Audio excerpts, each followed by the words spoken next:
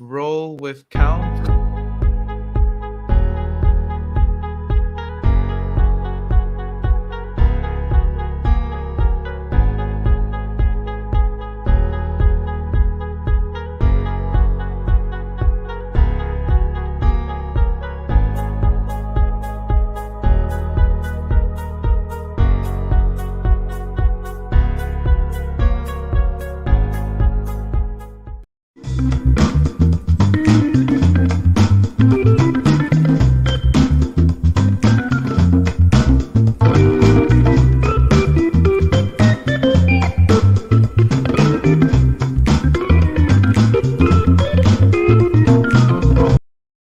Okay, we back. We back live together with Freddy, right? Freddy from Stashaway. For all of you that didn't know, he hasn't been out of the media circuit for a long time, lah. So thanks for coming on the show, Freddy.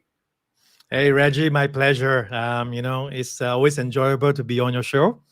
So I'm looking forward to some fun here. For sure. Recently, a lot of things happening, right? So a lot of fun going on. I'm not sure if you can put it that way, but yeah, I think we are all going through some stuff, and also the markets are going through some stuff, right? So any opening comments, based on what is happening in the market at this current moment in time? You want to bring us through some thoughts? Look, it's part of the market's natural behavior. You get the ups and downs, and you simply have to go back to your financial plans, right? And review a risk level, and review a risk level of your portfolios, and don't get too excited always. It's all about planning. Yes, and for all of you that don't know Freddy, I don't know how you don't know him, lah. But anyway, for all of you that don't know him, right, he's a super big macroeconomic regime kind of investor, so very high level, and we're gonna have that discussion today. So if you have any specific question, I do know that for more retail investors, these parts can be a little bit more technical. Right, so a little bit more complicated economic factors and all that. So if you have any specific question, like we blabbering on, we're having fun ourselves, then you don't know what we're saying, right? Then you can drop in the comment section, and we'll try to dig it out and talk a little bit more about it, right? So let's go straight in, right? Recently, there's been a lot of discussion, with the US, China. There are many factors going on, right? So China, today we are focusing on China, but China does not live in an isolated world, right? So there are many other people in this world, and US-China trade war is probably the biggest factor so far that is not in the media circuit. It's very underdeveloped, in my view, of what is being discussed. Everybody's talking about Chinese regulation, and we can talk about that later. But opening this discussion, I want to dig a little bit deeper into the US-China trade dispute and how this whole thing is playing out in your view. Well, to start with, it's still going on, and and They it's no say longer it's no longer a Trump thing. So yes. yeah, it's still going on, and it's not U.S. China only. It's China versus the West, and it has a lot of implications, including the regulation measures we've seen of late. Is part of that overarching trade war, but it also leads to Chinese aspiration to be self-reliant in terms of technological needs, right? Chips, hardwares, robotics, even 5G networks. So the end story, to make it simple, is that the technological ecosystem of the future will be broken into two superpowers. It could be two ecosystems. All countries in the world will have to tread carefully between trying to service the two and not anger the other, because they are going to try to decouple and reduce their mutual reliance. And that this is leading to a lot of things that we're observing this year. Okay, so hearing the first talking point is that you think that the technological ecosystem will be split into two. Right, so it'll be a China versus the West, but I wanna dig a little bit about the West, right? So a lot of people talk about the West like it's monolithic also, but actually, the US leads the West at this moment in time, yes, and probably more aligned will be Canada and Mexico. To be more exact, there's a block there, but the EU, it's a little bit questionable. So, do you want to help us understand why you think like this one whole thing is a block, and that the whole EU and Europe region still is leaning towards the US? Well, if you look at demand and supply, it's sort of like China, US being the biggest in the room, and they're importing services, and they're also exporting services. But because they are the two biggest guys in the room, you can see the European Union as a bloc that's trying to service either one or both. So they are customers essentially, right? And you can see already the big network providers in Europe, they're trying to steer very carefully between U.S. sanctions and also appeasing the Chinese. So they are pragmatic. They know where they stand. However, the U.S. and China is more in direct conflict than any other country, right? So that's Yeah, how I see it. That's why it's broken into two, okay. So loosely. Yeah. okay, loosely, you think it's this two, and Europe is kind of in the middle, but it's more to the west in that sense.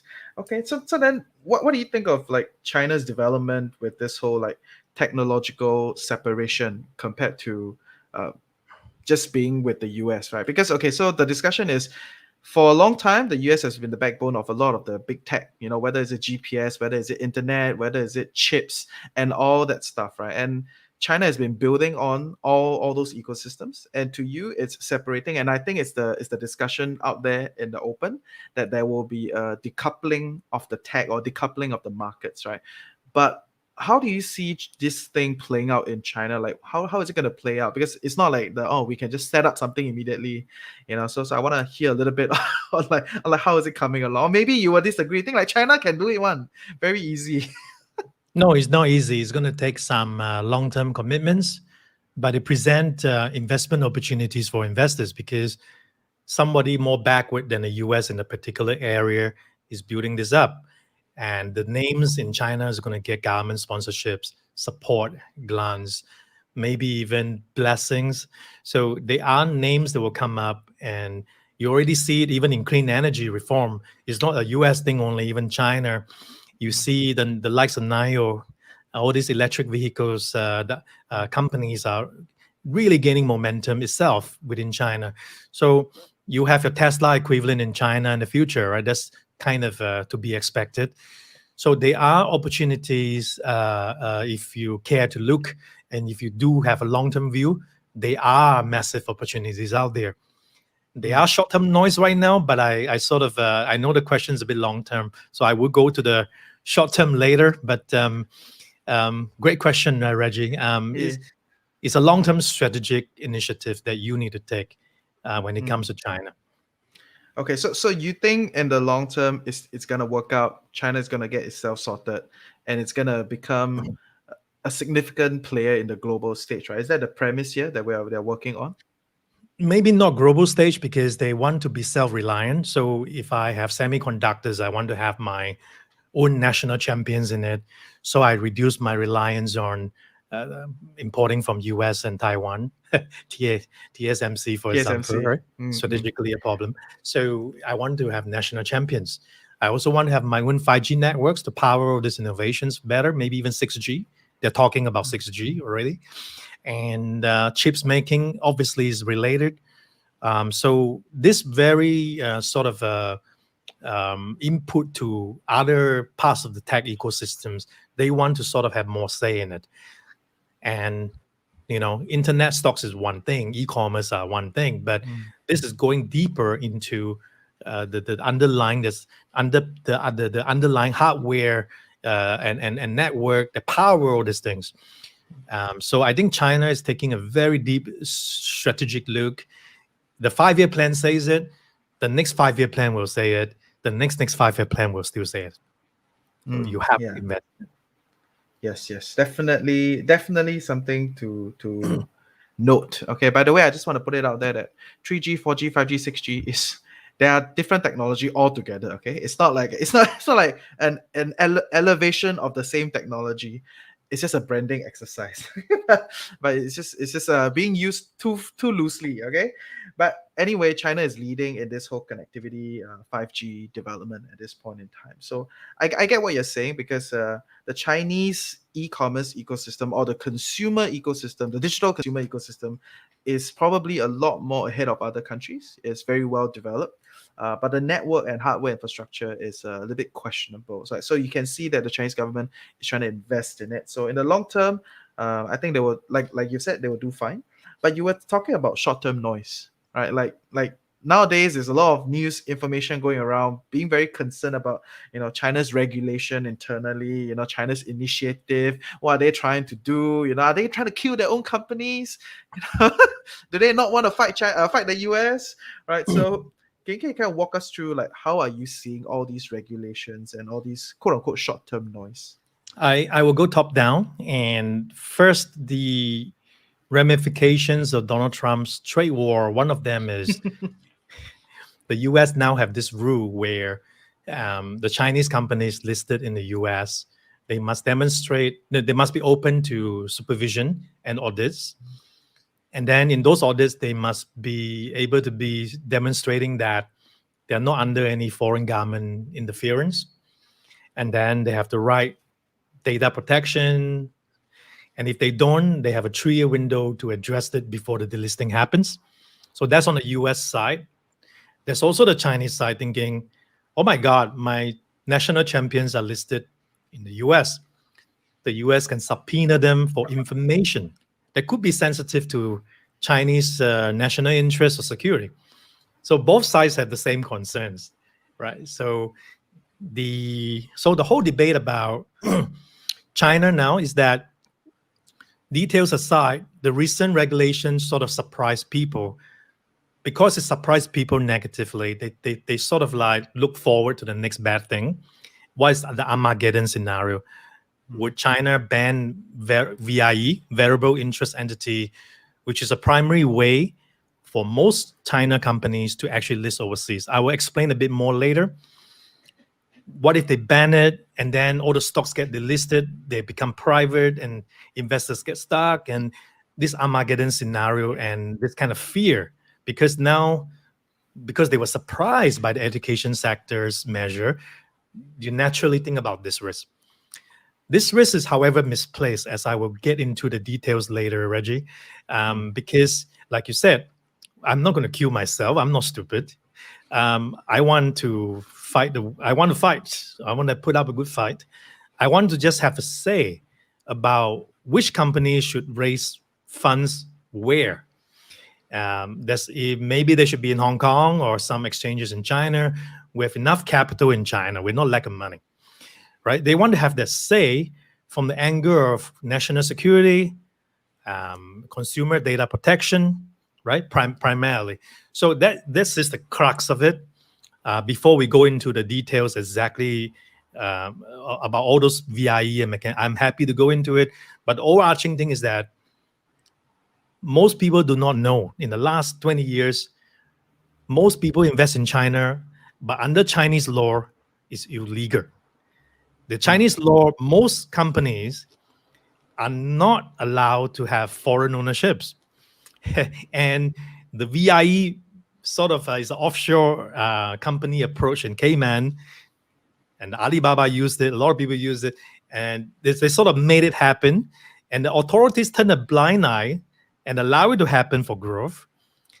All they're saying now is that, get my approval before you go ahead.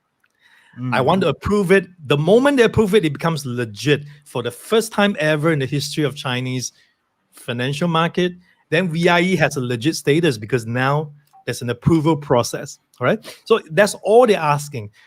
Banning it is never on the agenda. It doesn't make sense, right? So delisting because of the ban on VIE, because of Chinese policy directions, that is an Armageddon risk that's misplaced. So that's what I'm trying to put out here. Yeah. Can you share with us a little bit why you think it does not make sense to ban it? Yeah. Anyway, drink coffee first. No rush. Yes. You think about it, right? How it works is this, right? Let's see how the VIE works. Actually, Alibaba did it. So they set up a paper company in Cayman. This is the VIE. The VIE had an arrangement with Alibaba at home that all economic interest and profit belongs to the VIE. Then the VIE goes to the US and work with the US bank and say, I want to list on NASDAQ or whatever as an American Depository Receipts, the ADR. So that's why, when you see Alibaba, the ADR has a price. And then in Hong Kong listing, they can do a secondary listing. There's another price, right? It's because of this reason. And however, this structure is in the eye of the law. It's never been approved. They turn a blind eye. It's never been said is illegal, but it's not Mm, legalized either, right? mm, This tricky catch-22 when mm, investing in China. Now, when China says any new company want to list overseas or any existing company who's not affected anymore, but if you want to raise additional funds, you come to me for pre-approval. I want to be the one to decide whether you can raise in the US or you should come home. It should be in Hong Kong or somewhere. But you need approval. And the approval will look at things like are your data security, cyber security, national interest, and so on. So the case of Didi was the most outrageous because they actually couldn't stop Didi from going public, but they want Didi not to go public. So you see, they can't even ban it. It's out of the jurisdiction. It's in the Cayman. So this is misplaced because they cannot ban it. But what they told Didi was, don't go ahead. You still have issues to iron out before you go there. Didi went ahead anyway and able to go ahead. And what's worse, in the same week of the 100th anniversary year of the Chinese Communist Party, what do you expect will happen? So they banned them from the App Store and all that retaliation, right? So you think that is a political thing? no, that's a corporate bad behavior being punished. It's not even politics. Okay. Yeah, that's what I'm trying to say. It's totally disrespectful. Regulators have told you, because it's consultative, they told you do not go ahead. You went ahead, and there's a 100-year anniversary of CCP. Mm-hmm. So this is outrageous. Immediately after Didi, it triggered this cram down the education sectors, which for years got a lot of complaints. Parents are stretched with their budget and spending. Kids are stretched for time, never had any social life. It's becoming a social problem when private capital, a massive amount of private capital is in the social goods. So they're actually trying to address this, right? So, but the issue is not the policy, it's just it's a PR or communication issue, because it's sort of like directives are set here. Every department wants to show that they're doing something and started implementing policies and notices. And then it seems like a sweeping reform that was unintended. And then the market will be the signal that the top will look at and go, okay, hang on a minute. Something is wrong here. We need to do this better. So this is what's happening right now. China is consulting with the banks. Even China is consulting with the US since the SEC say, I don't want any Chinese companies to list anymore in the US because of unclear policy implementations. So it's good to see them talking because they care. And lastly, one more good news is that they're going to do fiscal stimulus again to try to buffer the economy. So all this are coming in. So they do care. The national team will come in, the stimulus will come in. The policy may try to find a way to implement better, but they are reacting to issues that's been raised by consumers for many years. Okay, so in your view, two things, right? One thing is the Chinese government is merely just reacting to what the ground wants, okay, and the other is that the VIE structure is in some ways in the process of being legitimized, right? So it's not gonna like disappear, right? It's here. It's in fact in this whole saga, it shows that it's here to stay. Absolutely, that's exactly the crux I'm trying to say. Okay, pretty interesting. But then, so what is the kind of short-term reaction in the market? Like, how do you read it? Of course, I know there's a lot of fear and all the noise and all those things, right? But how would you like recommend? Or don't say recommend, cannot recommend. But it's like, how would you feedback to the listeners of like, what is this whole short-term view of things? Like, why are people, in your words, very short-termism? Right. So like how is this view that people are having? Well, first of all, the game spoiler was monetary stimulus, right? In the history of money, in the last 100 years, most of the money is printed in the last 1 year because of the pandemic. And we get spoiled because returns were very high last 1 year. And the fact that to try to get people to buy dips is becoming a very psychologically a different thing, because people are looking at all kinds of very inflated assets and they're chasing returns. However, when you ask people, you interview them, without the noise and social media on, they will tell you they want to buy low, sell high. But the actual act turns out to be buy high, hoping to sell higher. That eventually could be a problem when you know that in a bull market it's very common to see a correction of up to 20%. It comes randomly, nobody can predict, and then it just bounces back very quickly. This is the way the market detox and takes out bad players so that it can move forward healthier. So that is one of the things that will come, is inevitable. And what I'm trying to say is sometimes something with very strong long-term potential, in the near term there's some headwind, you got to think forward. So it's sort of like, what do we mean? What do I mean by forward looking, right?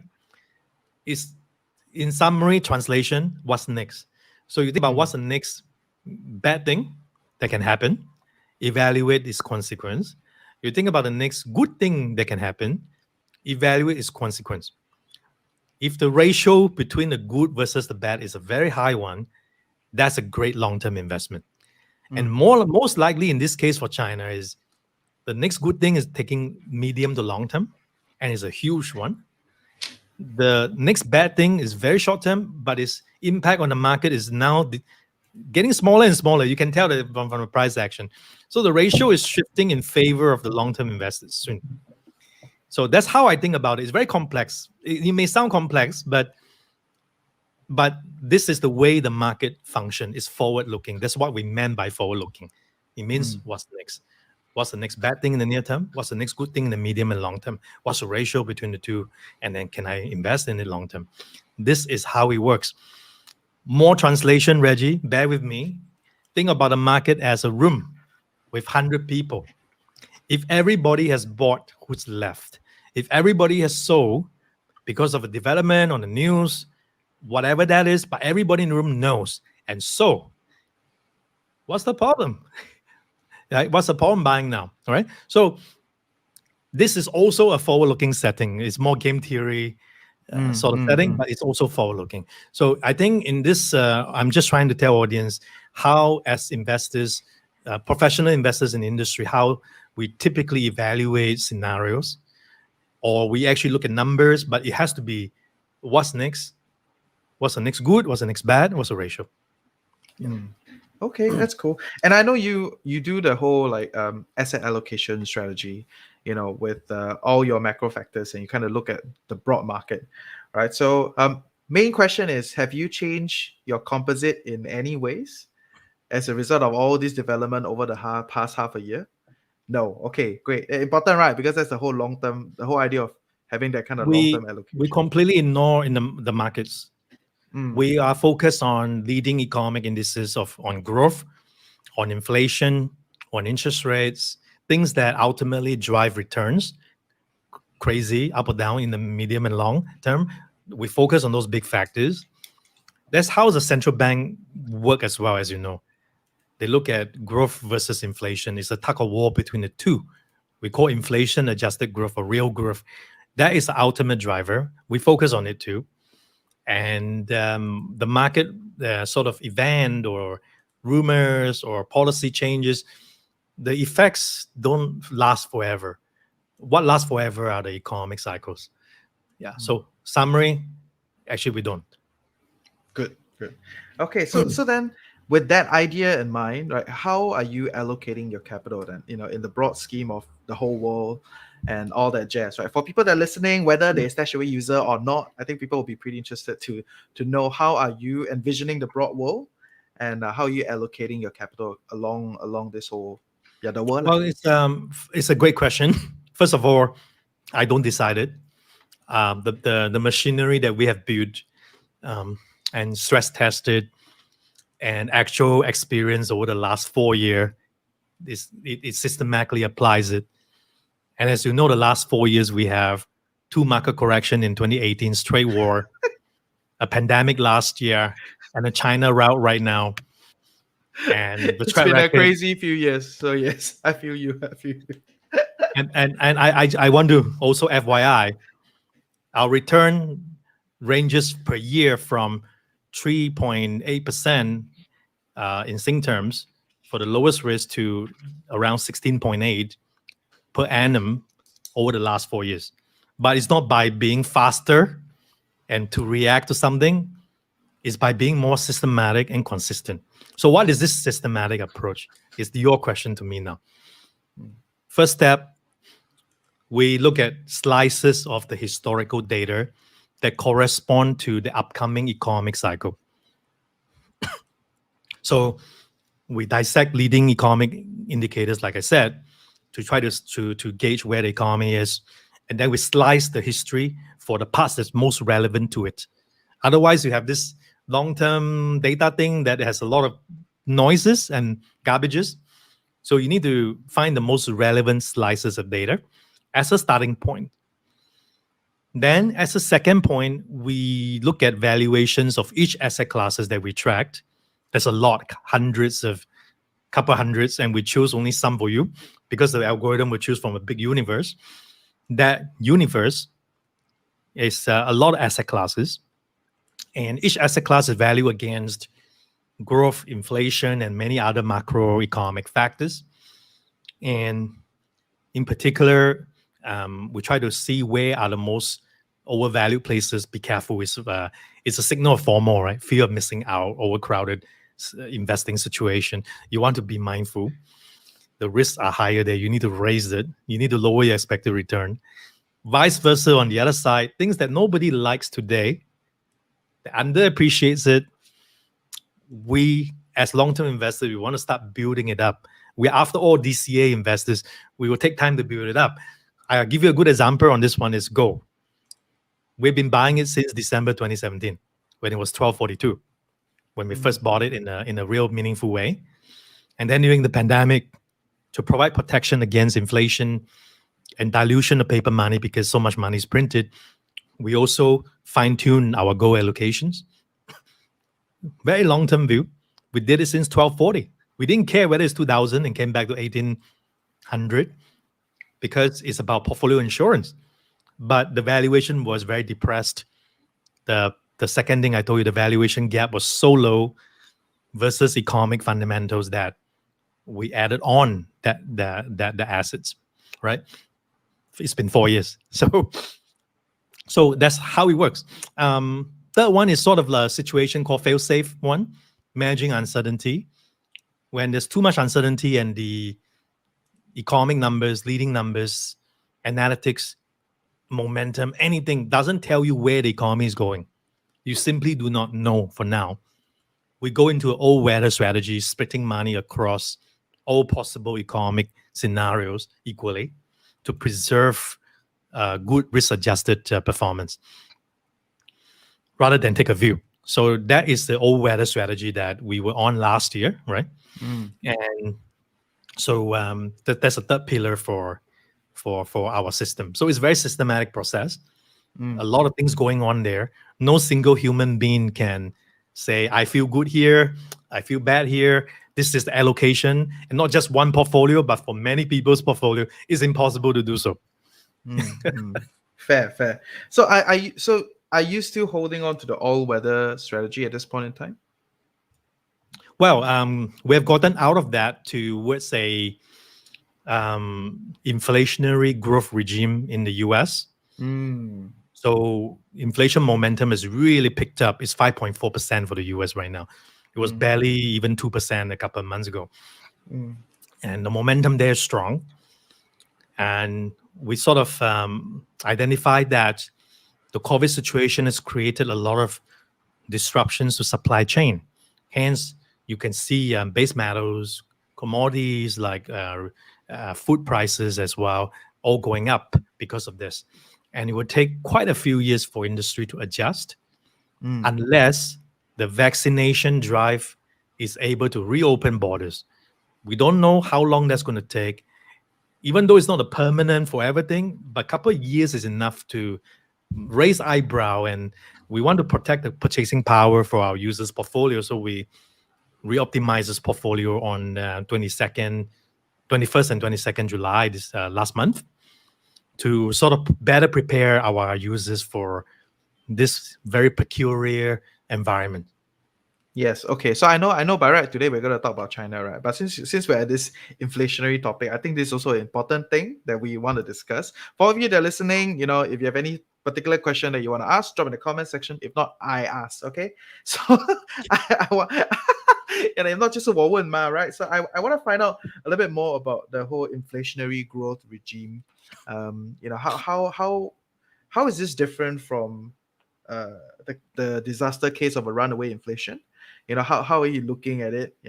Help me understand this, because a lot of big, high level terms. I definitely want to get into your head on this. Inflationary growth is very interesting because you still got good amount of growth and rebound the real economy to run on. But the problem is some pockets of the economy, some countries are running hotter. So US is importing a lot of inflation, whereas emerging market actually no. They are the one exporting the inflation. They're gaining from it. So there are winners and losers. So it create a lot of opportunities for a globally very diversified portfolio to seize on. That's what we're trying to do. So US may confront the problem, but the global ex-US economy is actually less so. China inflation is very low. Even emerging markets are pretty tamed. They are the one exporting it. so so that means Australian equities could be interesting. Some emerging market bonds could be interesting. Some global ex-US inflation-linked bonds are also very interesting. Natural resources, REITs as well. So there's a lot of opportunities as the economy starts to rebound, right? I also want to say the last time we have a very sustained long period of inflationary growth was like at least 34 years ago in the 80s. So most fund managers have not seen it. If they've seen it, they probably retired. And you need to they have they an sweat, they open very mind, tired already. right? 哇，这么久了, right? So yes, Yeah, continue. 很久啊. And I'm not that old yet, so I couldn't tell you how it feels like. Um, and so the only thing to guide us is data, right? And the fund manager track record may be not less relevant than before because they never lived through it, right? However, we believe that if a well-founded economic principles driven allocation machinery, it should, from the data that we see, create some sort of a buffer. Yeah. But human experience could be very biased towards what you know, right? Can you help me understand a little bit more what do you mean by US is importing inflation? Like, does it mean that generally the consumer price index in the US is going to go through an inflationary cycle? It's going to be a lot higher. It's going to grow a lot higher. So then, based on what you're saying, if that's the case, are we trying to avoid, putting too much money in the US, or what is the gameplay? No, You no, know. no. Not necessary, but you're right in that you're importing because food prices went up, base metals went up, some because sometimes weather, sometimes COVID disruption to supply chain, right? You may say it's just a few years, it's not permanent, nothing to be alarmed, but it's real in the meantime for a few years. So then the implication is that it's not bad for equities. It's just that if you're not prepared for it, your real purchasing power from your equity return goes down. If you buy bonds and at a very low yield, then you also get the fixed income return gets eroded even further. So what it means is you are forcing investors to be more and more concentrated in the US stocks for US people. So that's one of the problems. And they need to start looking globally. They need to look away because US is the first one to rise. Emerging market has not really rotated yet, but could be the next one. So people need to start diversifying globally more. But what I'm seeing right now is a lot of build up in exposure because the market that goes up the most attracted the largest number of money. China's recent route also got a lot of money back to US buying those things on the high, right?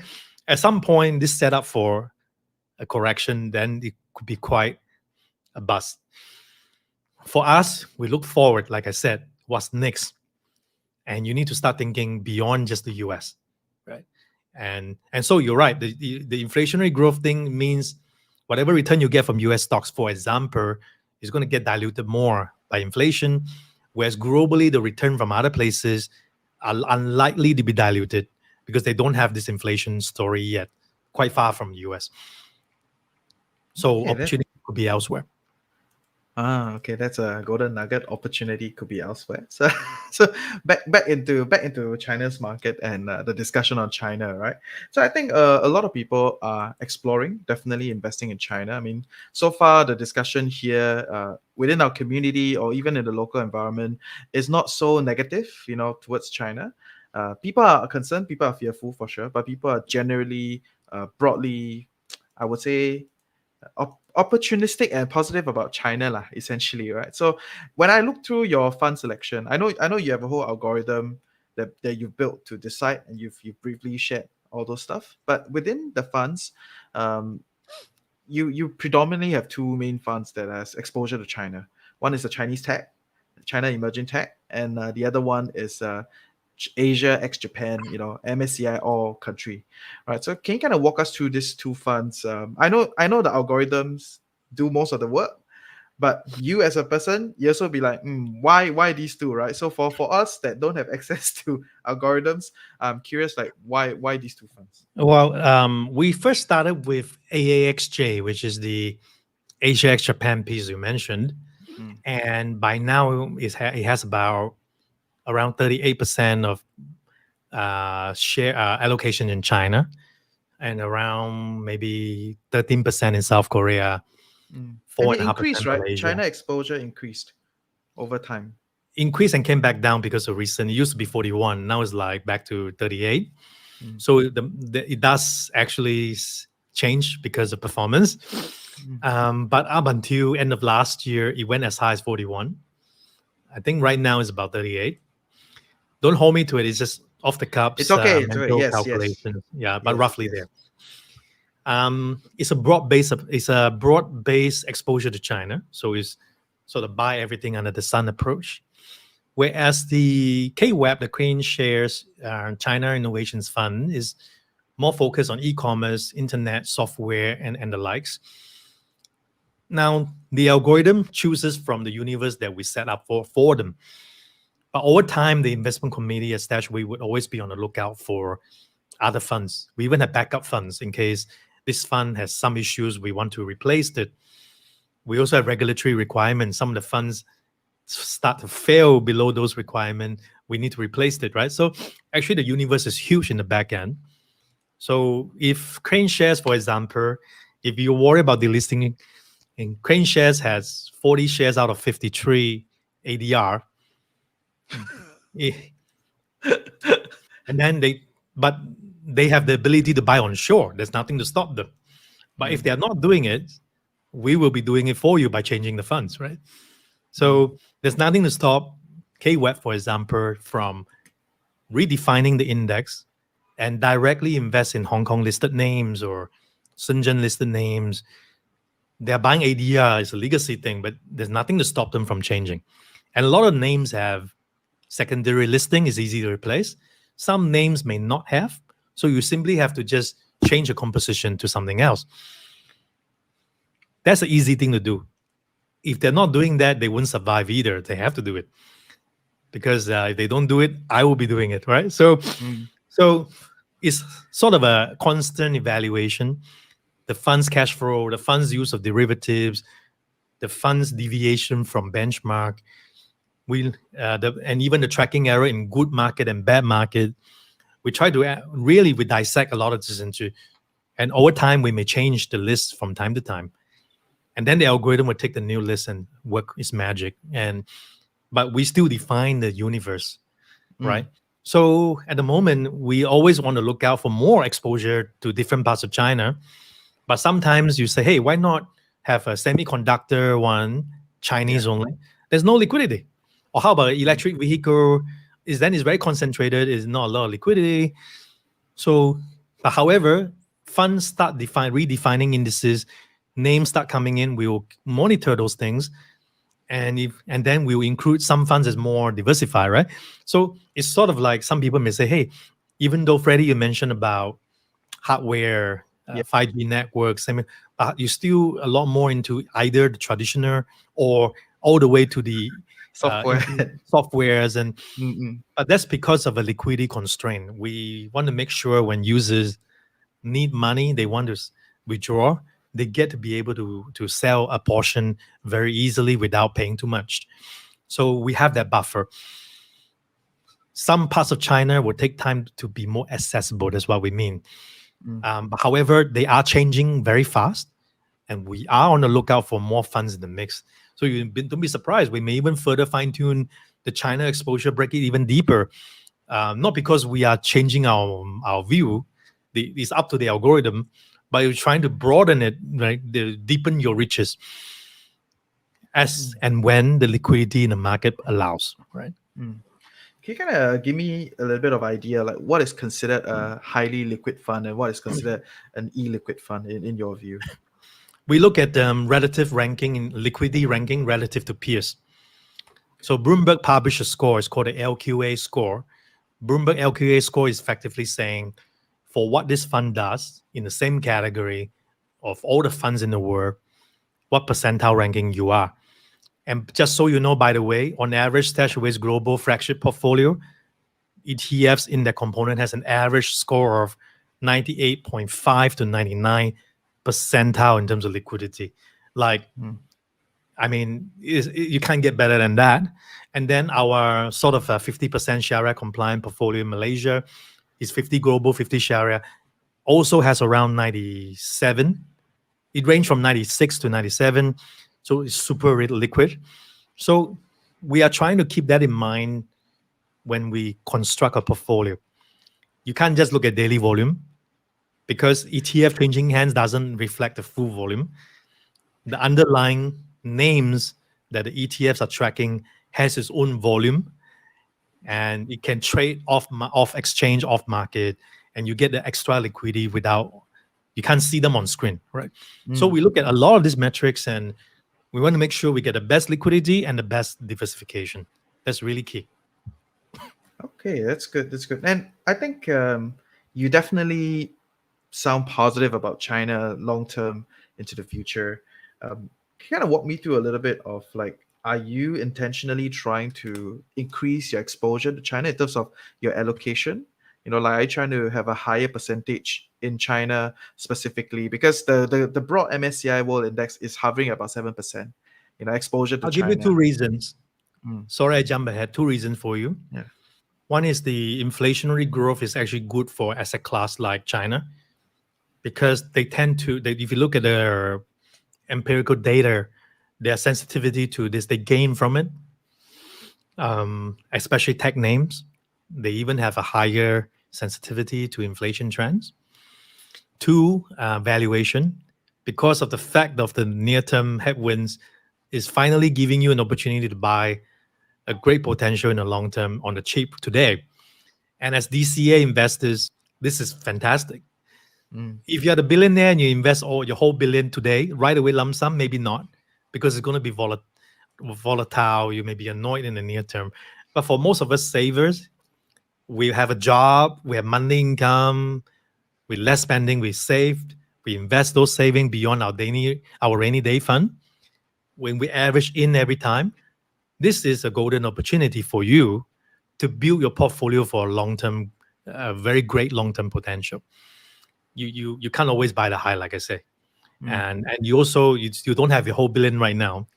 You are building it up and don't know when you retire there, assuming you get there, and it's sort of like, why are you caring about short-term return?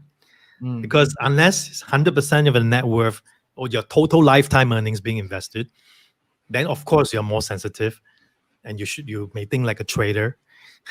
But when you are building your savings nest every single month for the next 10, 20, 30, 40 years, what's the problem? This is great. Alibaba, Tencent is not going to go away. You know, the synergy between WePay, WeChat, and all kinds of other things that are cross-selling is massive. The marketplace from Alibaba is insane. I mean, where else do you get such companies that's going to grow with China? They just need to be put in the right place right now for the social good, and then China will be part of very hard of Chinese expansion plan, right? Right now Mm, they need to be put in the right places. That's what we're seeing. Hence the opportunity. But you don't like to buy now, you will never get in at a you always be buying the high. So are you mm. investing or are you trading? So that's the ultimate end question for ourselves. Fair, fair, fair. Okay, so I want to ask also about hardware, right? Hardware in Chinese hardware tech. Like you said, maybe it's not so liquid, but you're probably observing some funds. And I know when I say this, you always say why you never open Stashaway account. But anyway, so not everybody is a Stashaway user. No, So for I've never say that. Don't feel yeah. obliged. But if you do, I'll give you a VIP discount code Okay, thank you. when you But do. Don't feel bad yes, about it. yes. But I think the idea here is I want to get VIP access to your brains of like what are some of the funds that you're looking at that will give us a bit more exposure, although they may be not so liquid now, but you are observing them, in the hardware Chinese hardware space. Well, BlackRock, the iShares have some Hong Kong listing.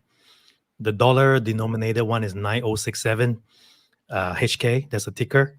I think that's a Hong Kong dollar denomination as well. Maybe it's Mm, 3067. I'm not sure exactly, but it's hard to remember the numbers. yes. But the liquidity ranking is around 89 percentile. It's not 99, 98, or even 95. So we are monitoring. Stashaway has not invested in it yet, but I'm saying it sort of like from a third party perspective. Yeah. Then the CSOP, or this local asset management firm, has quite a few ETFs that track the Hang Seng Tech indices. Um, there's also iShares China ETF that's broader based. You have a combination of brick and mortar and internet names. Mm, So if you prefer that approach, that works well too. So, however, liquidity profile is nowhere near where I wanted to be yet. yes. Yeah. Okay, so Hang Seng stuff I shares, huh? So I managed to dig something out for all of you, huh? So must share the video, huh? Let other people know. But okay, so I think there's one question that comes up in the community quite a lot. It's like, why should I pay a premium for like SG denominated stuff? Like why can't I just it's management fee is a bit higher if I want to have like SG denominated. Why don't I just buy US denominated or just buy Hong Kong denominated? They tend to be a bit cheaper wherever they come from. Essentially there's some sort of hedging. In this whole like Well, I wonder process, that right? too a lot, by the way. And as you know, Mm, Stashaway grows global. mm, We are our, for example, our 50 Sharia 50 global portfolio in Malaysia is actually trading in London, and then mm, our global flagship is US exchanges. The Singapore exchanges, I think, is justified in a case of funds that actually hedge all cash flow and return into US into Sing dollars. That costs mm. money to maintain. Hence, the management fee could be a bit higher. But Confirm a bit higher, yes. yeah, so however, only a professional can work out what's the right fair amount of spread. Mm, So I know what I expect, but and if they go beyond a number, then I know they're charging too much. But however, in most cases, Sing denomination doesn't mean you're hedged. It's just that they mm, offer a Sing dollar class of the same mm, thing, like gold traded in USD. They also have State Street also has a gold equivalent in Sing dollar denomination. mm. There's no difference really because no hedging is going on, right? And so I wonder why, if there's higher fees there, why people would do it. So that I always am puzzled myself. Maybe it's my lack of financial knowledge, but I struggle too. Mm, mm. Okay, fair.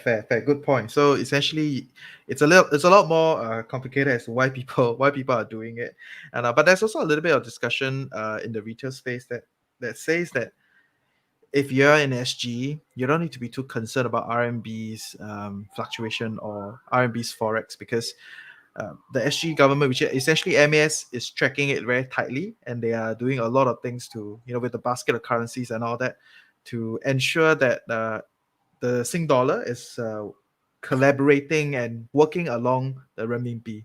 So in that It's a sense, fair point. what are your It's thoughts? it's a very good point because the Chinese side is also on a managed band, Yes. very tight. And then the Singapore side is also on a managed band. So you got double management. Mm, Whereas when you're doing against USD, Sing against US or Yuan against US, is one side doing it. Sometimes they let it drift because they couldn't hold it anymore, right? But when both sides doing it, your chances of a stable currency for longer is very high. So that's actually is a very valid point on this. Is a fair point. So in other words, maybe you don't need to pay a premium for SG hedging or SG denominated. No, But yes, but it's my point is still you need to go to the FX forward market to work out what is we call the term structure or FX forward, meaning if you hedge your cash flow 1 year and down the line, why is the market naturally charging you? Because interest rate differential will give you, it's sort of like will cost you 0.5% to swap cash flow from dollar back to Sing, let's say, for example. So if you fully hedge your return next 1 year, whatever you get in the US must be less 0.5%, right? Let's say. So that's the meaning of the pure market cost. However, it's not as transparent to say the funds charging, like the fund expense ratio when it's not hedged versus hedged, the difference, then you got to compare against FX forward market. I don't know how many people have this info. I have, but I don't know how many people out there actually have such clarity, right? To evaluate whether it's fair. Yeah. okay, fair. So let me try to speak that in layman's term. Essentially, the normal fund that is denominated in US is not brought back to SGD currency, has a certain expense ratio. And if it creates another fund that is SG denominated, it will usually add a certain expense on top of the base expense ratio that it charges, right? So essentially, it's charging us a little bit more to do that work of turning back to the base currency that we operate in here. Okay, so with this premium, you want to make sure that it's not a lot higher than the kind of fluctuation in the currency of the exchange rates between the base currency of USD to SGD. So if the fluctuation here is about 0.5%, then it shouldn't be more than that in the expense ratio. Is that kind of what I'm hearing? Not fluctuation, but more like today the market tells you there's a price.